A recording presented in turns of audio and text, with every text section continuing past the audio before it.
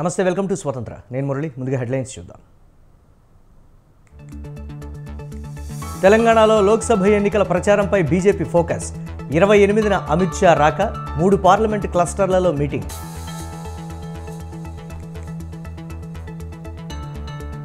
ధర్మవరంలో టీడీపీ జెండా ఎగురవేస్తాం. టికెట్ విషయంలో వదంతులు నమ్మొద్దన్న పరిటాల.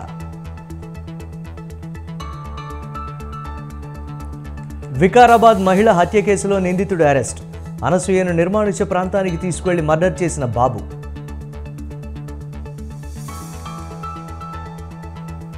అయోధ్య రామమందిరం ఆకృతిలో కారు, వాహన తయారీలో పాల్గొన్న 10 మంది ముస్లింలు.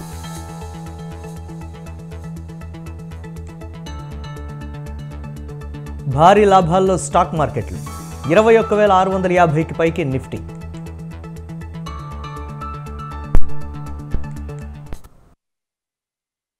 బీఆర్ఎస్ పార్లమెంటు నియోజకవర్గ సమీక్షా సమావేశాలు కొనసాగుతున్నాయి. మెదక్ పార్లమెంటు నియోజకవర్గ సమీక్షా సమావేశం జరగనుంది. మెదక్ పార్లమెంటు పరిధిలోని సిద్దిపేట్, మెదక్, నర్సాపూర్, సంగారెడ్డి, పటాన్చెరు, దుబ్బాక, గజ్వేల్ నియోజకవర్గ నేతలతో కేటీఆర్ సమావేశమవుతారు. తెలంగాణ భవన్ వేదికగా జరిగే సమీక్షకు బీఆర్ఎస్ వర్కింగ్ ప్రెసిడెంట్ కేటీఆర్, హరీష్ రావు, కె కేశవరావుతో పాటు ఎమ్మెల్యేలు, ఎమ్మెల్సీలు, స్థానిక సంస్థల ప్రజాప్రతినిధులు పాల్గొంటారు.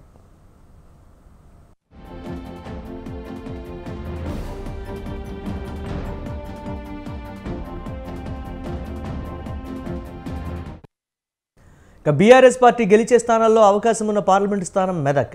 దీంతో మెదక్ ఎంపీ రేసులో నిలిచేందుకు ఆశావాహులు ప్రయత్నాలు చేస్తున్నారు. బీఆర్ఎస్ అధినేత కేసీఆర్ మెదక్ లోక్సభ నుండి పోటీ చేస్తారని ప్రచారం జరుగుతోంది. కేసీఆర్ పోటీ చేయకుంటే వేరే అభ్యర్థిని బరిలో నిలబెట్టే ఛాన్స్ ఉంది. మెదక్ ఎంపీ స్థానాన్ని ఆశిస్తున్న వారిలో గాలి అనిల్ కుమార్, పద్మా దేవేందర్ రెడ్డి, వంటేరు ప్రతాప్ రెడ్డి, ఎమ్మెల్సీ వెంకటరామిరెడ్డి, షేరి సుభాష్ రెడ్డి తదితరులు ఉన్నారు. కాగా మెదక్ సిట్టింగ్ ఎంపీగా ఉన్న కొత్త ప్రభాకర్ రెడ్డి దుబ్బాక ఎమ్మెల్యేగా విజయం సాధించారు. దీనిపై మరిన్ని అప్డేట్స్ మా కరెస్పాండెంట్ సవీన్ అందిస్తారు.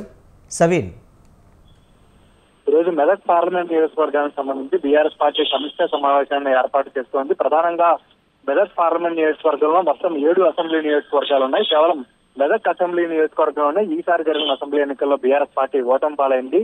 అక్కడ మెదక్ అసెంబ్లీ స్థానంలో కాంగ్రెస్ అభ్యర్థిగా పోటీ చేసిన మైనంపల్లి రోహిత్ అక్కడ విజయం సాధించారు. పద్మా దేవేందర్ రెడ్డి బీఆర్ఎస్ పార్టీ తరఫున పోటీ చేసి ఓటమి పాలయ్యారు. ఈ నేపథ్యంలోనే మెదక్ పార్లమెంట్ స్థానం వచ్చే లోక్సభ ఎన్నికలకు సంబంధించి బీఆర్ఎస్ పార్టీ అత్యధిక స్థానాలను కైవసం చేసుకోవడం కోసం పార్లమెంట్ నియోజకవర్గ వర్గాల వారీగా సమీక్ష సమావేశాలను ఏర్పాటు చేస్తోంది. అందులో భాగంగానే మెదక్ పార్లమెంట్ సీట్ ను బీఆర్ఎస్ పార్టీలో హాట్ సీట్ గా పేర్కొంటున్నారు. ప్రధానంగా లోక్సభ ఎన్నికల్లో బీఆర్ఎస్ పార్టీ ఖచ్చితంగా గెలవగలిగే పార్లమెంట్ స్థానంలో మెదక్ పార్లమెంట్ స్థానం ప్రథమ స్థానంగా ఉందంటూ బీఆర్ఎస్ పార్టీ వర్గాల్లో చర్చ జరుగుతోంది. ముఖ్యంగా ఉమ్మడి మెదక్ జిల్లాలో మొత్తం బీఆర్ఎస్ కీలక నేత మాజీ మంత్రి హరీష్ రావు తన భుజస్కంధాలపై బీఆర్ఎస్ పార్టీ బాధ్యతలు మోస్తున్నారు. ఉమ్మడి మెదక్ జిల్లాలో ఉన్నటువంటి 10 అసెంబ్లీ స్థానాల్లో ఇటీవల జరిగిన అసెంబ్లీ ఎన్నికల్లో 7 అసెంబ్లీ స్థానాలను బీఆర్ఎస్ పార్టీ గెలుచుకుంది. కేవలం 3 అసెంబ్లీ స్థానాల్లోనే కాంగ్రెస్ పార్టీ విజయం సాధించింది. ఈ నేపథ్యంలోనే మెదక్ పార్లమెంట్ స్థానం నుంచి బీఆర్ఎస్ అధినేత మాజీ ముఖ్యమంత్రి కేసీఆర్ పోటీ చేసి జాతీయ రాజకీయాల్లోకి వెళ్తారనే ప్రచారం పెద్ద ఎత్తున జరుగుతుంది. ఎందుకంటే బీఆర్ఎస్ పార్టీ అధికారంలోకి వచ్చిన 2 సార్లు మాత్రమే కేసీఆర్ రాష్ట్ర ముఖ్యమంత్రిగా కొనసాగారు. అంతకు ముందు ఉమ్మడి రాష్ట్రంలో కావచ్చు, బీఆర్ఎస్ పార్టీ అధికారంలో లేనప్పుడు ఎంపీగానే కేసీఆర్ ఉన్నారు. ఎంపీగానే కేంద్ర మంత్రిగా కేసీఆర్ పనిచేశారు. కాబట్టి ఈసారి కూడా ప్రస్తుత పరిస్థితుల్లో కేసీఆర్ పార్లమెంటుకు పోటీ చేస్తారు. లేదా కేసీఆర్ కనుక పార్లమెంటు స్థానానికి పోటీ చేయకపోతే మెదక్ పార్లమెంటు స్థానం కోసం బీఆర్ఎస్ పార్టీలో తీవ్రమైన పోటీ నెలకొంది. ప్రస్తుతం మెదక్ అసెంబ్లీ నియోజకవర్గం నుంచి ఇటీవల పోటీ చేసి ఓడిపోయిన పద్మా దేవేందర్ రెడ్డితో పాటు ఎమ్మెల్సీగా ఉన్నటువంటి షేర్ సుభాష్ రెడ్డి, ఎమ్మెల్సీగా గతంలో సిద్దిపేట కలెక్టర్ గా పనిచేసి రిటైర్మెంట్ తీసుకుని ప్రస్తుతం బీఆర్ఎస్ పార్టీలో ఎమ్మెల్యే కోట ఎమ్మెల్సీగా కొనసాగుతున్నటువంటి వెంకటరామిరెడ్డి పేరు కూడా బీఆర్ఎస్ పార్టీలో ప్రధానంగా వినపడుతోంది. మరోవైపు మెదక్ సిట్టింగ్ ఎంపీగా ఉన్నటువంటి కొత్త ప్రభాకర్ రెడ్డి దుబ్బాక ఎమ్మెల్యేగా విజయం సాధించడంతో ఇక్కడ కొత్త అభ్యర్థిని బీఆర్ఎస్ పార్టీ నిలబెట్టాల్సిన పరిస్థితి ఏర్పడింది. దీంతో మెదక్ పార్లమెంటు స్థానానికి బీఆర్ఎస్ పార్టీ అభ్యర్థిగా ఎవరిని పోటీకి దింపుతారనే ఊహాగానాలు పెద్ద ఎత్తున వెలువడుతున్నాయి. ఎందుకంటే గజ్వేల్ నియోజకవర్గంలో బీఆర్ఎస్ అధినేత మాజీ ముఖ్యమంత్రి కేసీఆర్ గెలుపు కోసం తీవ్రంగా కృషి చేసినటువంటి వంటేరు ప్రతాప్ రెడ్డితో పాటు గాలి అనిల్ కుమార్, కాంగ్రెస్ నుంచి బీఆర్ఎస్ పార్టీలో చేరిన గాలి అనిల్ కుమార్ పేరు కూడా పరిశీలనలో ఉంది. అయితే టీఆర్ఎస్ అధినేత కేసీఆర్ వీరిలో ఎవరికి పార్లమెంటు స్థానాన్ని ఇస్తారన్నది ఇక్కడ ప్రధాన అంశంగా మారిందని చెప్పుకోవచ్చు. ఎందుకంటే టీఆర్ఎస్ పార్టీ గెలవగలిగే స్థానాల్లో మెదక్ పార్లమెంటు స్థానం ఉంది కాబట్టి ఇక్కడ నుంచి పార్లమెంట్ లో బలమైన వాయిస్ వినిపించే నేతనే టీఆర్ఎస్ అభ్యర్థిగా ప్రకటిస్తారనే చర్చ కూడా బీఆర్ఎస్ వర్గాల్లో జరుగుతుంది. ప్రధానంగా మెదక్ పార్లమెంట్ స్థానంలో కాంగ్రెస్ బీఆర్ఎస్ రెండు పార్టీల మధ్య ప్రధాన పోటీ జరిగే అవకాశం మాత్రం మనకు కనపడుతుంది. ప్రధానంగా సిద్దిపేట, గజ్వేల్ రెండు అసెంబ్లీ నియోజకవర్గాలు మెదక్ పార్లమెంట్ పరిధిలోకి వస్తాయి కాబట్టి ఇక్కడ నుంచి బీఆర్ఎస్ పార్టీ తరఫున ఎవరు అభ్యర్థిగా పోటీ చేసినా ఈ రెండు నియోజకవర్గాల్లో వచ్చే మెజారిటీ ఆధారంగా పార్లమెంట్ స్థానాన్ని దక్కించుకోవచ్చనే ఊహాగానాల్లో ఆశాజనకంగా బీఆర్ఎస్ పార్టీ ఉంది. గతంలోనూ ఇదే సాంప్రదాయం ఉంది కాబట్టి ఈసారి కూడా మెదక్ పార్లమెంట్ స్థానాన్ని బీఆర్ఎస్ పార్టీ ఖచ్చితంగా దక్కించుకుంటుందనే ఆశాభావం మాత్రం బీఆర్ఎస్ వర్గాల్లో కనపడుతుంది. ఆ రకంగా ఈ రోజు జరిగే మెదక్ పార్లమెంటు నియోజకవర్గ సమీక్ష సమావేశాల్లో కూడా పార్లమెంట్ ఎన్నికల్లో బీఆర్ఎస్ గెలవడం కోసం, అదేవిధంగా బీఆర్ఎస్ మెజారిటీని పెంచుకోవడం కోసం ఎట్లాంటి వ్యూహాలు రచించాలి అనే దానిపైన కార్యకర్తలకు, నేతలకు దిశానిర్దేశం చేయబోతున్నారు. Right, thanks for updates Samin.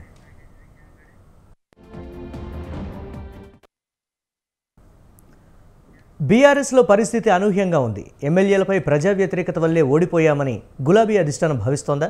Parliament సన్నాహక సమావేశాల్లో మాజీ ఎమ్మెల్యేలనే బాధ్యులను చేస్తున్నారా? ఓడిన బీఆర్ఎస్ పార్టీ ఎమ్మెల్యే అభ్యర్థులు మదనపడుతున్నారా? ఎమ్మెల్యేల వ్యవహార శైలి వల్లే అధికారం దూరమైందనే భావనలో గులాబీ పార్టీ ఉందా? మేము గెలిస్తే అధిష్టానం గొప్ప, ఓడితే మాది బాధ్యత ఎలా అవుతుందని ఎమ్మెల్యే అభ్యర్థులు ప్రశ్నిస్తున్నారా? Watch the story.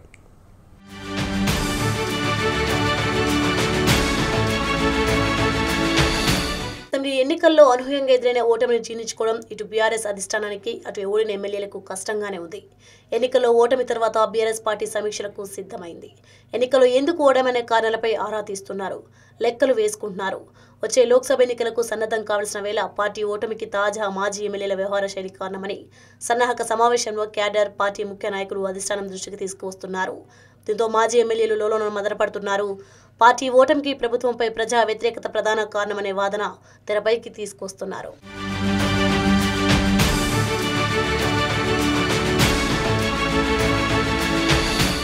Telangana Bhavan వేదికగా జరుగుతున్న పార్లమెంట్ సన్నాహక సమావేశాల్లో మాజీ ఎమ్మెల్యేల టార్గెట్గా కొనసాగుతున్నాయి. స్థానికంగా పోటీ చేసిన ఎమ్మెల్యే అభ్యర్థి పనితీరు, వ్యవహార శైలి కారణమని నేతలు పేర్కొంటున్నారు. కానీ అధిష్టానం అసెంబ్లీ ఎన్నికల్లో ఎలాంటి వ్యూహాలు అనుసరించింది, ప్రభుత్వ పథకాలు ఏ మేరకు ఫలితాలు ఇచ్చాయనే అంశాలను సమీక్షించడం లేదు. పార్టీ క్యాడర్కు, సిట్టింగ్ ఎమ్మెల్యేలకు గ్యాప్ ఉన్నమాట నిజమే అయినా ఓటమికి పూర్తిగా తమనే బాధ్యులను చేయడంతో ఓడిన ఎమ్మెల్యేలు ఆవేదన వ్యక్తం చేస్తున్నారు. తాము గెలిస్తే అధిష్టానం క్రెడిట్ తీసుకుంటుంది, కానీ ఓడితే తమపై నెపం మోపడం ఎంతవరకు సమంజసమని ప్రశ్నిస్తున్నారు. గెలిస్తే తీసుకునే క్రెడిట్ను ఓడితే ఎందుకు తీసుకోవడం లేదని పలువురు ఆవేదన వ్యక్తం చేస్తున్నారు. తాము ఎమ్మెల్యేలుగా గెలిస్తే అధినేత క్రేజ్ వల్లే గెలిచామని చెప్పినప్పుడు ఓడిన అదే కారణం అవుతుంది కదా అంటున్నారు.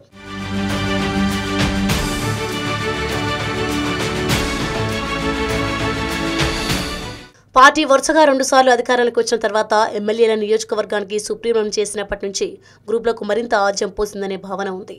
ఇతర జిల్లాలకు చెందిన నేతలు, మంత్రులు, ఎమ్మెల్సీల ఎవరైనా ఎమ్మెల్యే అనుమతితోని నియోజకవర్గంలో పర్యటించాల్సిన అనివార్య పరిస్థితి.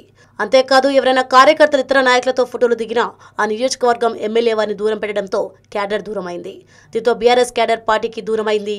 ఈ విషయాలు సైతం పార్టీ అధిష్టానానికి తెలిసినా సైలెంట్గా ఉండటం, దిద్దుబాటు చర్యలు చేపట్టకపోవడంతో తాజా అసెంబ్లీ ఎన్నికల్లో ఘోర ఓటమిని పార్టీ చెవి చూడాల్సి వచ్చింది. ఎమ్మెల్యే కేంద్రంగా పార్టీ నడపడంతో పార్టీ నిర్మాణం లేకుండా పోయిందనే చర్చ బీఆర్ఎస్ పార్టీలో జరుగుతోంది.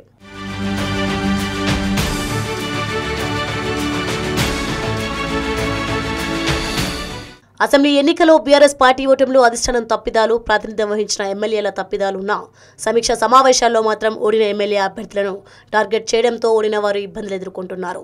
అసెంబ్లీ ఎన్నికల్లో పార్టీ ఓటమి ఎవరి తప్పిదమనేది గులాబీ నేతల్లో గందరగోళం నెలకొంది. పోటీ చేసిన ఎమ్మెల్యే అభ్యర్థులది తప్పు అయితే అధిష్టానం ఏం చర్యలు చేపట్టింది?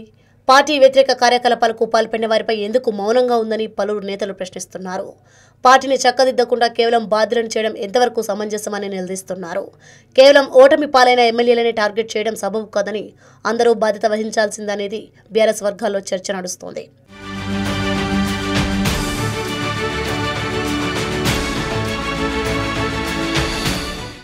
పార్లమెంట్ ఎన్నికల్లోగా సన్నాహక సమావేశాలు పార్టీ బలోపేతానికి ఉపయోగపడతాయని బీఆర్ఎస్ అధిష్టానం భావిస్తుంది. అందులో భాగంగానే పార్టీ క్యాడర్, కార్యకర్తల నుండి అభిప్రాయాలు సేకరిస్తున్నారు. ఈ సమావేశాల్లో ఎమ్మెల్యే అభ్యర్థులు గెలిచిన నాటి నుండి తమను కలుపుకుపోలేదని మెజార్టీ కార్యకర్తలు అధిష్టానం దృష్టికి తీసుకువెళ్తున్నారు. మరోవైపు ఓటంలో పార్టీ అధిష్టానం సైతం బాధ్యత వహించాలని ఓడిన ఎమ్మెల్యే అభ్యర్థులు సైతం బహిరంగంగానే వ్యాఖ్యానిస్తున్నారు.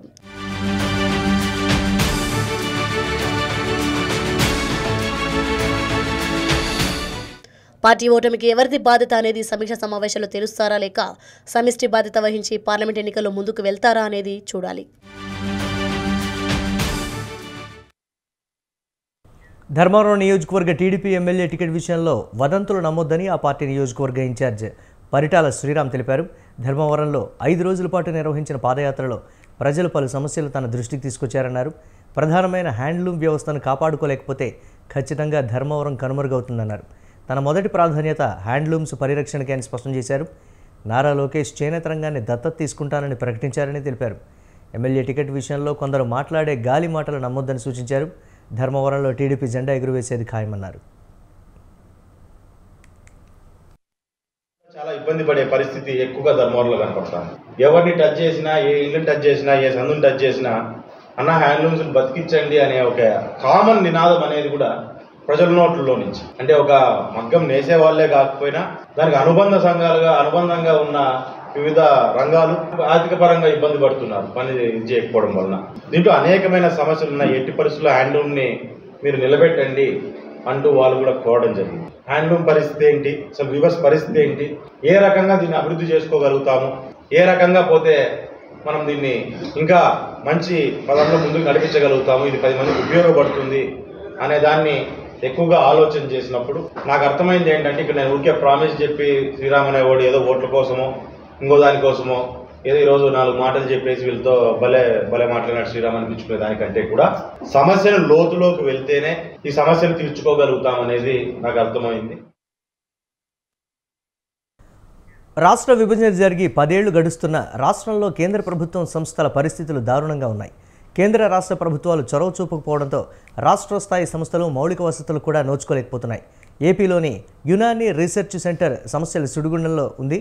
సొంత భవనాలు లేక అద్దెకు రేకుల షెడ్ల కింద అరకొర వసతులతో రోగులకు వైద్య సేవలు అందించాల్సి వస్తోంది.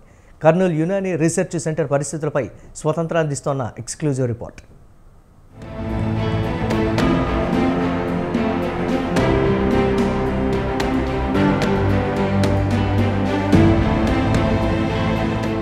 కర్నూలులో ప్రతిష్టాత్మక సంస్థలో కేంద్ర ప్రభుత్వ ఆయుష్ ఆధ్వర్యంలోని యునాని రీసెర్చ్ సెంటర్ ఒకటి. యునాని రీసెర్చ్ సెంటర్ కు పక్క భవనాల నిర్మాణం కోసం 2022లో నగర్ శివార్లో 2 ఎకరాల భూమిని ఎంపిక చేసిన నేటికి ఆ భూమిని అప్పగించకపోవడంతో ప్రస్తుత రీసెర్చ్ సెంటర్ సమస్యల సుడిగుండంలో ఉంది. రాష్ట్ర విభజన జరిగి 10 ఏళ్లైనా రాష్ట్రంలో కేంద్ర ప్రభుత్వ సంస్థల ఏర్పాట్లో అధికార ప్రతిపక్ష పార్టీలు చొరవ చూపించలేకపోయాయి. విభజన అనంతరం తెలంగాణలోని కేంద్ర ప్రభుత్వ సంస్థల పనితీరుతో పోలిస్తే ఏపీలోని ఆ సంస్థల పనితీరు దారుణంగా ఉంది. కేంద్ర ప్రభుత్వం సరైన రీతిలో స్పందించకపోవడంతో కర్నూలులో రాష్ట్ర స్థాయి యునాని రీసెర్చ్ సెంటర్ పరిస్థితులు దారుణంగా ఉన్నాయి. బైఫర్కేషన్ అయిన తర్వాత దాదాపు పుష్కరము కింద కర్నూలు జిల్లాకు ఒకప్పటి రాజధాని, గేట్వే ఆఫ్ రాయలసీమ, మరి ప్రభుత్వ రంగ సంస్థల ద్వారా యునాని రీసెర్చ్ సెంటర్ కేటాయించడం జరిగింది.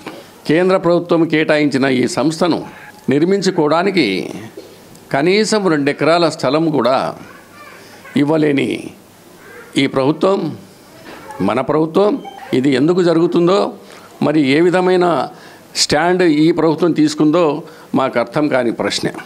వాళ్ళు 10 ఎకరాలు 20 ఎకరాలు ఉన్నాయి, అక్కడ కనీసం 2 ఎకరాలు మాకు కేటాయించి ఈ సంస్థను ఇక్కడ అభివృద్ధి చేయడానికి కర్నూలు జిల్లా ప్రజలకు, కర్నూలుకు ఒక ఆస్తి వంటి ఈ సంస్థను మరి ముందుకు తీసుకుపోవడానికి చర్యలు తీసుకోవాల్సిందిగా కోరుతున్నాం. కర్నూలులో యునాని రీసెర్చ్ సెంటర్ 1986లో స్థాపించారు. రీసెర్చ్ సెంటర్ ఏర్పాటు చేసినప్పటికీ పూర్తి స్థాయిలో మౌలిక వసతులు కల్పించకపోవడంతో 2000 సంవత్సరంలో రీసెర్చ్ సెంటర్ కు హైదరాబాద్ కు తరలించారు. అప్పట్లో సెంటర్ ను హైదరాబాద్ కు తరలించటాన్ని వ్యతిరేకిస్తూ స్థానిక నేతలు ఆందోళన చేపట్టగా 2010లో కర్నూలు యునాని మెడికల్ కాలేజ్ ప్రాంగణంలో ఒక చిన్న గదిలో తిరిగి ప్రారంభించారు. 2010లో ఒక చిన్న గదిలో ప్రారంభమైన యునాని రీసెర్చ్ సెంటర్ ప్రస్తుతం అదే కాలేజ్ ఆవరణలోని రేకుల షెడ్ల కింద కొన్ని గదులు నిర్మించుకొని కాలేజ్ కి నెలకు 17,000 చొప్పున ఆయుష్ డిపార్ట్మెంట్ అద్దె చెల్లిస్తుంది. ప్రస్తుతం ఈ సెంటర్లోనే general OPD, geriatric OPD, research OPD, PTA OPD, tribal sub plan mobile OPD, Unani pharmacy మందుల పంపిణీ, ఆరోగ్య శిబిరాలు, ఐసీయూ సేవలు రోగులకు అందుబాటులో ఉన్నాయి. ఇక్కడ యునాని కాలేజీకి సంబంధించిన కాంపౌండ్లో రీసెర్చ్ క్లినికల్ యూనిట్ అని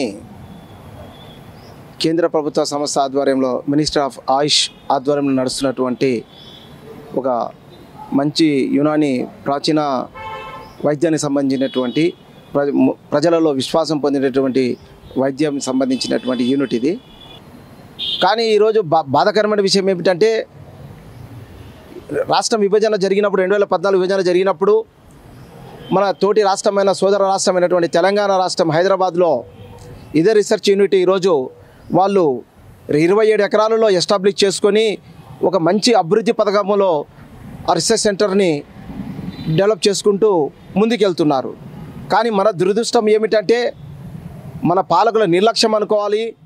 రాష్ట్ర స్థాయి యునాని రీసెర్చ్ సెంటర్ పూర్తి స్థాయిలో నిర్వహించాలంటే భవన నిర్మాణాలతో పాటు 75 మంది సిబ్బంది పూర్తి స్థాయిలో పనిచేయాలి.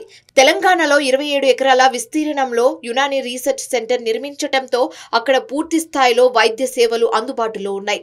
కర్నూలులోని యునాని రీసెర్చ్ సెంటర్ మాత్రం రేకుల షెడ్ల కింద నిర్మించిన గదుల్లో వైద్య సిబ్బంది రోగులకు సేవలు అందిస్తున్నారు. 2022లో కర్నూలు వైసీపీ ఎంపీ డాక్టర్ సంజీవ్ కుమార్ నగర శివార్లో జగన్నాథ్ గట్టు వద్ద సర్వే నంబర్ 332లో 2 ఎకరాల భూమిని ఎంపిక చేయించారు. ఈ స్థలాన్ని నేటి వరకు అధికారికంగా యునాని రీసెర్చ్ సెంటర్ కు అప్పగించలేదు.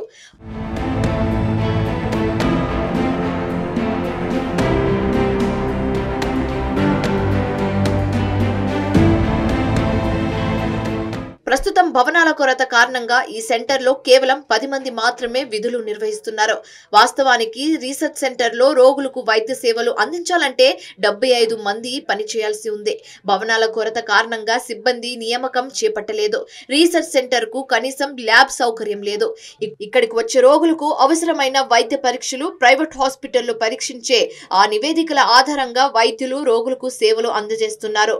కర్నూలు నుంచి టీడీపీ, వైసీపీ, బీజేపీకి చెందిన ఎందరో ప్రజాప్రతినిధులు ఉన్నా ఏనాడు ఈ సెంటర్ కోసం కేటాయించిన 2 ఎకరాల భూమిని రీసెర్చ్ సంస్థకు అప్పగించటంతో పాటు పూర్తి స్థాయి సిబ్బంది నియామకం చేపట్టేలా చొరవ చూపించకపోవటంతో రాష్ట్ర స్థాయి యునాని రీసెర్చ్ సెంటర్ రేకుల షెడ్లకే పరిమితమైపోయింది.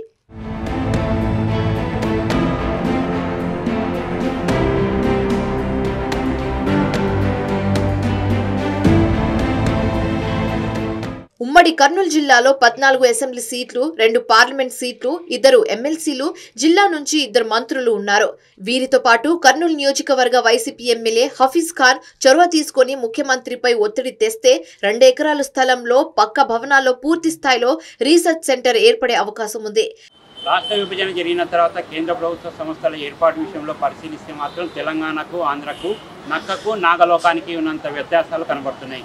యునాని రీసెర్చ్ సెంటర్ ఈ విషయాన్ని పరిశీలిస్తే మాత్రం తెలంగాణలో రాష్ట్ర విభజన జరిగిన తర్వాత 27 ఎకరాల విస్తీర్ణంలో ఒక యునాని రీసెర్చ్ సెంటర్ని ఏర్పాటు చేసి పేదలకు పూర్తి స్థాయిలో వైద్య సేవలు అందిస్తుండగా, అదే ఆంధ్రప్రదేశ్లో మాత్రం యునాని రీసెర్చ్ సెంటర్ను ఒక అరకొర వసతుల మధ్య అద్దె రేకుల షెడ్లలో నిర్వహిస్తున్నారు. ఇప్పటికైనా ప్రభుత్వం యునాని రీసెర్చ్ సెంటర్కు ఎంపిక చేసిన 2 ఎకరాల భూమిని కేటాయించి ఇక్కడ కూడా పూర్తి స్థాయి 2 ఎకరాల విస్తీర్ణంలో భవనాలను నిర్మించి పూర్తి స్థాయిలో వైద్య సేవలు అందుబాటులోకి తీసుకురావాలని పలువురు మైనార్టీ నేతలు ప్రభుత్వాలని డిమాండ్ చేస్తున్నారు. కెమెరా పర్సన్ ఉదయ్ కుమార్తో శ్రీనివాస్, స్వతంత్ర న్యూస్, కర్నూలు. పశ్చిమ గోదావరి జిల్లా నరసాపురంలో స్వతంత్ర టీవీ నూతన సంవత్సర క్యాలెండర్ను ఆవిష్కరించారు టీడీపీ నేత కోవలి యతిరాజ రామ్మోహన్ నాయుడు. మీడియా రంగంలో తనదైన శైలిలో దూసుకువెళ్తూ సామాన్యుని గొంతుకగా ఉన్న స్వతంత్ర టీవీ ఛానల్ను అభినందించారు. ప్రజలకు, ప్రభుత్వానికి వారధిగా ఉంటున్న స్వతంత్ర టీవీ యాజమాన్యానికి శుభాకాంక్షలు అందించారు రామ్మోహన్ నాయుడు. స్వతంత్ర టీవీ ప్రేక్షకులకి, యాజమాన్యానికి మీడియా రంగంలో దూసుకెళ్తూ ప్రజలకి, ప్రభుత్వానికి, అధికారులకి, నాయకులకి మధ్య వారధిగా పనిచేస్తున్న స్వతంత్ర ఛానల్ మరింత ముందుకెళ్లాలని, ఈ సంవత్సరం అంతా శుభంగా జరగాలని, ప్రజలందరూ సుఖ సంతోషాలతో ఉండాలని కోరుకుంటూ మీ కోవలి రామ్మోహన్ నాయుడు. స్వతంత్ర టీవీ ప్రేక్షకులకి, యాజమాన్యానికి మీడియా రంగంలో దూసుకెళ్తూ ప్రజలకి, ప్రభుత్వానికి, అధికారులకి, నాయకులకి మధ్య వారధిగా పనిచేస్తున్న స్వతంత్ర ఛానల్ మరింత ముందుకెళ్లాలని, ఈ సంవత్సరం అంతా శుభంగా జరగాలని, ప్రజలందరూ సుఖ సంతోషాలతో ఉండాలని కోరుకుంటూ మీ కోవలి రామ్మోహన్ నాయుడు. స్వతంత్ర టీవీ ప్రేక్షకులకి. ఇవి ఇప్పటి వరకు అప్డేట్స్. కీప్ వాచింగ్ స్వతంత్ర.